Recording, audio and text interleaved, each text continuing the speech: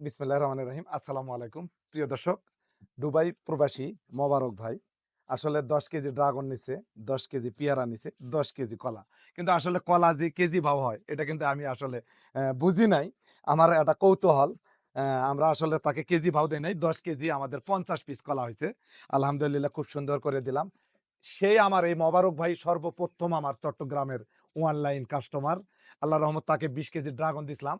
সেটা খুশি হওয়ার পরে তাকে ভালো লাগার পরে আলহামদুলিল্লাহ সে আজকে আমাদের থেকে ১০ কেজি পেয়ারা নিছে। পেয়ারাটা আমরা নিচে দিছি। তারপর ১০ কেজি কলা অর্থাৎ ৫০ পিসে ১০ কেজি হইছে।